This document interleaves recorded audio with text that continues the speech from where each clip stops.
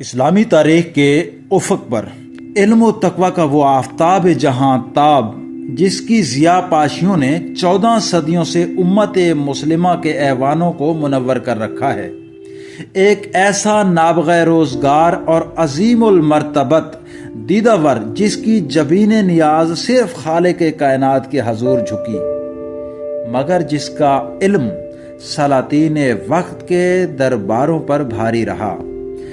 جی ہاں، وہ محمد بن اسماعیل البخاری تھے، جنہیں کائنات علم و فن امیر المومنین فی الحدیث کے لقب سے یاد کرتی ہے۔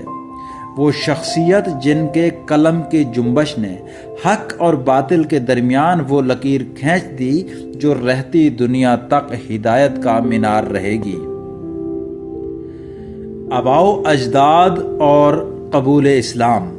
امام بخاری کا نسب نامہ عظمتوں کی ایک طویل داستان ہے۔ آپ کا سلسلہ نسب کچھ یوں ہے: محمد بن اسماعیل بن ابراہیم بن المغیرہ بن بردزبہ۔ آپ کے پردادا بردزبہ قدیم فارسی النسل تھے اور مجوسی آتش پرست تھے، مگر مشیت الہی کو اس بنجر زمین سے علم کا گلستان کھلانا منظور تھا۔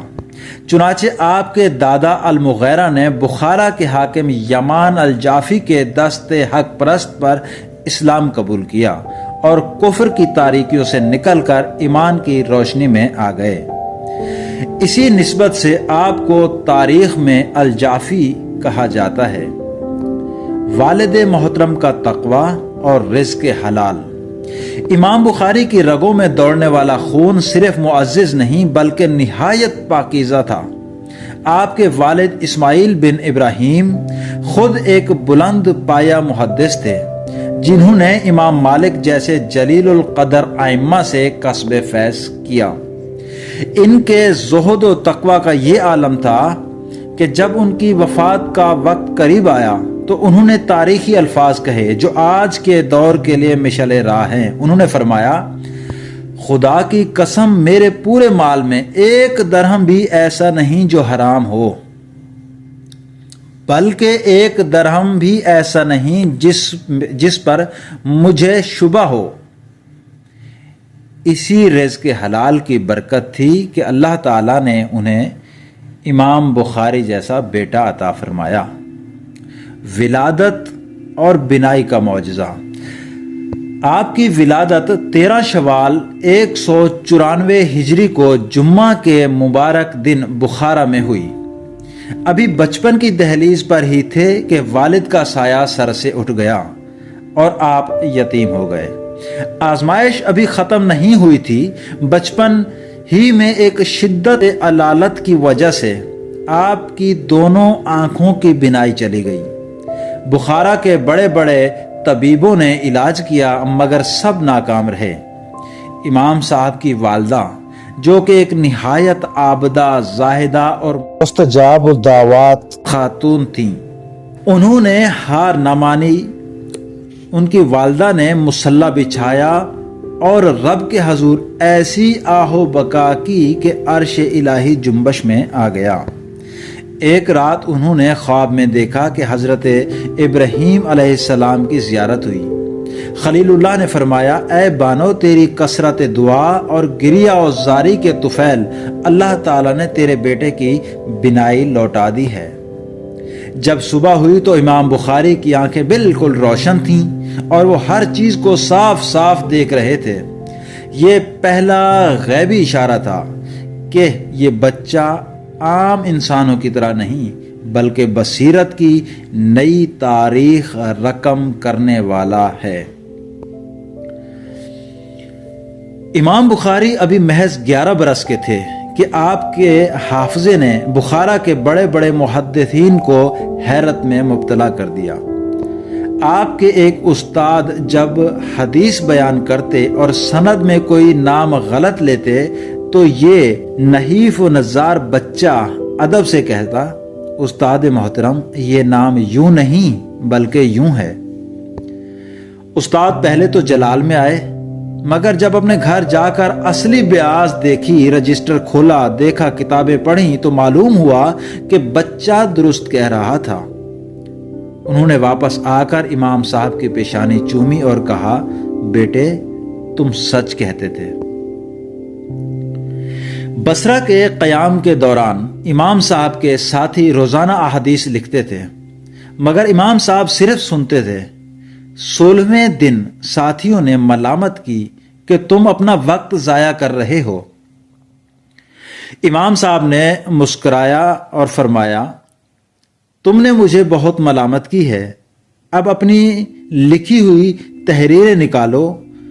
انہوں نے تحریریں لکھی ہوئی نکالیں۔ آپ نے آنکھیں اپنی بند کیں اور ایک ایک کر کے 15,000 سے زیادہ احادیث سند کے ساتھ زبانی سنا دیں، یہاں تک کہ ساتھیوں نے اپنی لکھی ہوئی تحریروں کی غلطیاں امام صاحب کے حافظے سے درست کی۔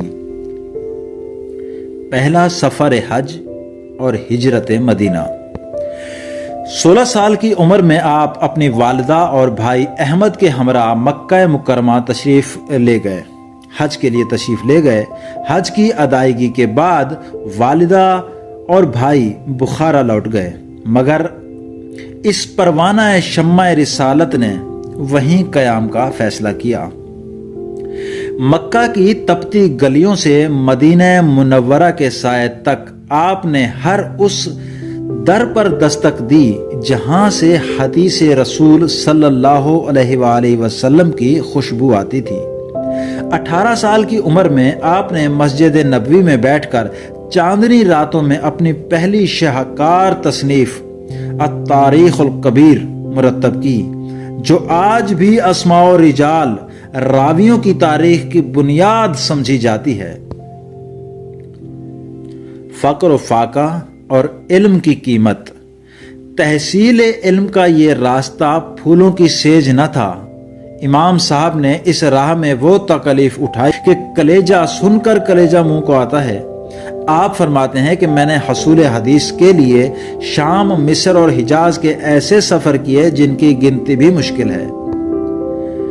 ایک مرتبہ دوران سفر آپ کا زاد راہ ختم ہو گیا۔ بھوک کا یہ عالم تھا کہ آپ جنگلوں میں جنگلی گھاس کھا کھا کر پیٹ بھرتے تھے۔ ایک بار بصرہ میں آپ کے پاس اتنا مال بھی نہ رہا کہ آپ اپنا لباس خرید سکیں۔ آپ کئی دن تک گھر میں بند رہے، یہاں تک کہ آپ کے چاہنے والوں نے کچھ رقم جمع کی اور جمع کر کے اس سے لباس خرید کر پہنایا، مگر اس فقر و فاقہ کے عالم میں بھی آپ کی غیرت ایمانی نے کسی کے سامنے ہاتھ نہ پھیلانے دیا۔ آخر وہ کیا لمحہ تھا جب دنیا کی معتبر ترین کتاب کی بنیاد پڑی۔ اس کے پیچھے دو بڑے اسباب تھے، ایک مادی اور ایک روحانی۔ امام صاحب کے استاد اسحاق بن راہویہ نے ایک بار اپنی مجلس میں حسرت سے کہا، کاش کوئی ایسی مختصر کتاب لکھی جائے جس میں صرف صحیح احادیث جمع ہوں۔ یہ جملہ امام بخاری کے دل میں اتر گیا۔ امام صاحب فرماتے ہیں، میں نے خواب میں دیکھا کہ میں حضور اقدس صلی اللہ علیہ وآلہ وسلم کے سامنے کھڑا ہوں اور اپنے ہاتھ کے پنکھے سے آپ صلی اللہ علیہ وآلہ وسلم کے جسم مبارک سے مکھیاں اڑا رہا ہوں۔ خواب کے شارحین نے تعبیر دی کہ آپ رسول اقدس صلی اللہ علیہ وآلہ وسلم کی احادیث سے جھوٹ اور ملاوٹ کو دور کریں گے۔ 16 سال کی ریاضت اور کڑا معیار۔ امام بخاری نے 6 لاکھ احادیث کے سمندر سے صرف چند ہزار احادیث کا انتخاب کیا۔ اس عظیم کام کو مکمل کرنے میں آپ کو 16 سال لگے۔ آپ کا معیار اتنا کڑا تھا کہ تاریخ انسانی میں اس کی مثال نہیں ملتی۔ آپ صرف اس راوی کی حدیث کو قبول کرتے تھے جو نہ صرف سچا اور حافظے کا پکا ہو، بلکہ جس کا اپنے استاد سے ملاقات کرنا بھی ثابت ہو۔ صرف ہم اثر ہونا آپ کے نزدیک کافی نہ تھا۔ امام بخاری کی یہ تصنیف محض ایک علمی کتاب نہیں، ایک روحانی عبادت تھی۔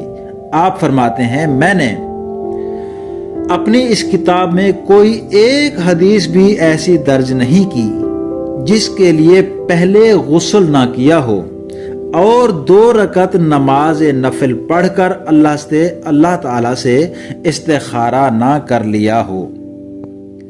آپ نے اس کتاب کا بڑا حصہ مکہ مکرمہ اور مدینہ منورہ میں بیٹھ کر لکھا۔ آپ کی اس پاکیزگی اور اخلاص کا نتیجہ ہے کہ آج 1400 سال بعد بھی قرآن کے بعد سچی ترین کتاب کا مقام حاصل ہے۔ جب امام بخاری نشاپور تشریف لائے تو علم کی دنیا میں ایک تلاطم برپا ہو گیا۔ وقت کے بڑے بڑے محدثین آپ کی زیارت کو آئے۔ امام مسلم بن الحجاج صحیح مسلم کے مصنف آپ کے پاس آئے۔ انہوں نے امام بخاری کی عظمت دیکھ کر فرط محبت میں آپ کی پیشانی چومی اور تاریخی جملہ کہا، اے استادوں کے استاد، اے محدثین کے سردار اور اے حدیث کے نقاد، مجھے اجازت دیں کہ میں آپ کے قدم چوم لوں۔ یہ وہ مقام تھا جو اللہ نے آپ کو اپنے ہم اثروں میں عطا فرمایا تھا۔ امام بخاری صرف محدث نہیں تھے بلکہ غیرت ایمانی کا کوہ گراں تھے۔ جب آپ بخارا تشریف لائے تو وہاں کے گورنر خالد بن احمد الزحلی نے پیغام بھیجا کہ آپ میرے بیٹوں کو محل میں آ کر صحیح بخاری اور تاریخ پڑھائیں۔ اس مرد کلندر نے جو جواب دیا وہ تاریخ کے ماتھے کا جھومر بن گیا۔ آپ نے فرمایا، میں علم کو سلاطین کے دروازے پر لے جا کر ذلیل نہیں کروں گا۔ جس کو علم کی طلب ہے وہ میری مسجد یا میرے گھر آئے۔ جب گورنر نے دوبارہ اصرار کیا کہ آپ میرے بیٹوں کو الگ مجلس میں پڑھائیں تو آپ نے پھر انکار کر دیا اور فرمایا، میں کسی کو حدیث رسول صلی اللہ علیہ وآلہ وسلم سننے سے نہیں روک سکتا۔ گورنر نے اس انکار کو اپنی توہین سمجھا اور امام صاحب کو بخارا سے نکل جانے کا حکم دیا۔ آپ نے اپنا سامان سمیٹا اور بخارا کی مٹی کو الوداع کہہ کر سمرقند کی طرف چل دیے۔ راستے میں آپ کو خبر ملی کہ سمرقند کے لوگوں میں بھی آپ کی آمد پر اختلاف ہو گیا ہے۔ اس وقت اس بطل جلیل کے دل پر بڑا بوجھ محسوس ہوا۔ آپ نے رات کی تنہائی میں مصلی بچھایا اور سجدے میں گر کر یہ دعا کی، اے باری تعالیٰ، یہ زمین اپنی تمام تر وسعتوں کے باوجود مجھ پر تنگ ہو گئی ہے، اب تو مجھے اپنے پاس بلا لے۔ اللہ نے اپنے ولی کی پکار سن لی اور ابھی مہینہ بھر بھی نہ ہوا تھا کہ آپ بیمار پڑ گئے۔ سمرقند کے قریب ایک چھوٹی سی بستی تھی، خرتنک۔ وہیں عید الفطر کی رات 256 ہجری کو 62 سال کی عمر میں علم و عرفان کا یہ خورشید ہمیشہ کے لیے روپوش ہو گیا۔ آپ کی وفات کے بعد ایک عجیب منظر دیکھا گیا۔ جب آپ کو قبر میں اتارا گیا تو مٹی سے مشک عنبر کی ایسی تیز خوشبو اٹھنے لگی کہ لوگ دنگ رہ گئے۔ مورخین لکھتے ہیں کہ مہینوں تک قبر مہکتی رہی۔ لوگ دور دور سے آتے اور قبر کی مٹی بطور برکت لے جاتے، یہاں تک کہ قبر کی حفاظت کے لیے وہاں باڑ لگانی پڑی۔ آج امام بخاری ہمارے درمیان نہیں، مگر ان کی صحیح بخاری قیامت تک آنے والے مسلمانوں کے لیے مشعل راہ ہے۔ وہ شخص جس نے اپنی پوری زندگی اللہ اور رسول کے لیے وقف کر دی۔ اے پروردگار، اس مرد حق آگاہ کے درجات بلند فرما اور ہمیں ان کے نقش قدم پر چلتے ہوئے سنت محمد مصطفیٰ صلی اللہ علیہ وآلہ وسلم کی خدمت کی توفیق عطا فرما، آمین۔